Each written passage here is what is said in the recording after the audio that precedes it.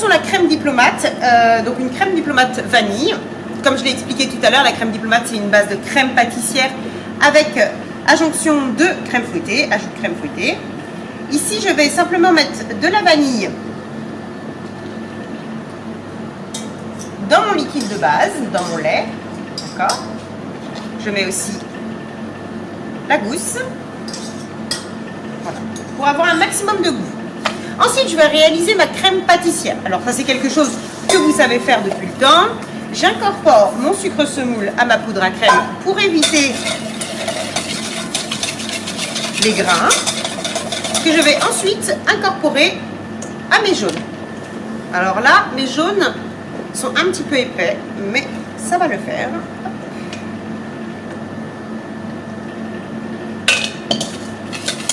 Et à ce moment-là, je fais très attention à mon mélange, parce qu'il faut absolument que ce soit bien blanchi. Donc j'ai mon lait qui chauffe à côté.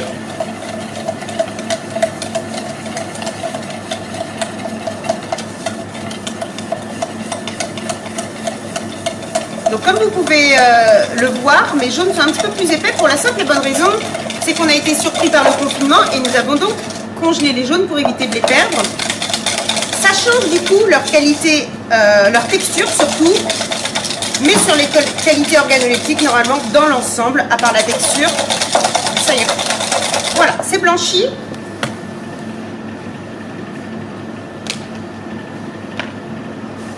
Ici, donc j'ai mon lait qui chauffe.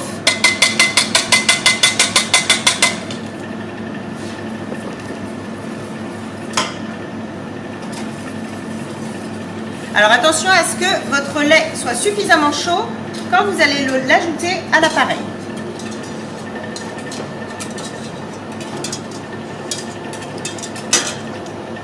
Je vais enlever la gousse, bien la racler, pour récupérer le maximum de grains. Voilà. Là on voit que ça commence à frémir. Ce qu'on appelle frémir, c'est quand il commence à y avoir des petits bouillons, d'accord? Je vais donc ajouter du liquide pour détendre mon appareil. Ça, vous avez l'habitude, hein, c'est des choses que vous savez faire. Cette étape, comme je vous l'ai dit à chaque fois, c'est une étape importante. Si elle est mal réalisée, vous aurez des grains de jaune dans votre crème pâtissière. Donc on fait bien attention à ça. Et je rajoute le tout.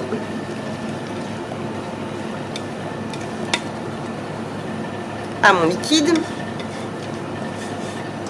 Bien corné, encore une fois, ça, je suis intransigeante là-dessus. Vous avez des toutes petites quantités. Si vous commencez à corner pas correctement, vous aurez un déséquilibre dans votre recette.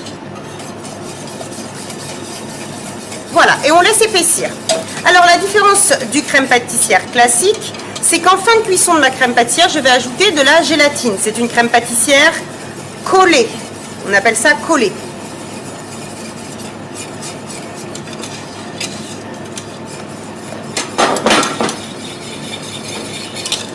Donc comme vous avez vu, comme je suis sur une grande casserole, je fais bien attention de bien maîtriser ma cuisson. Si je sens que ça va trop vite pour moi, j'hésite pas à retirer du gaz. C'est moi qui maîtrise et non l'inverse.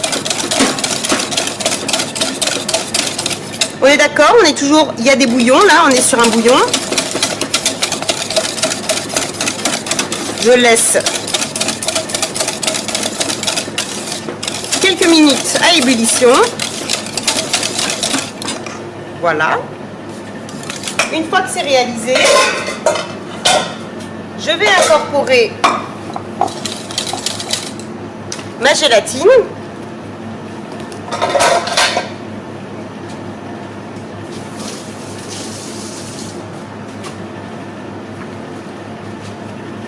Donc ma gélatine, j'ai pris de la gélatine en poudre, pardon, que j'ai réhydratée, d'accord. Gélatine feuille ou poudre, ça n'a aucune importance du moment que vous ayez la quantité qui est indiquée. Donc là, on a très peu de gélatine. Le but, c'est d'avoir quelque chose de soft. Et ensuite,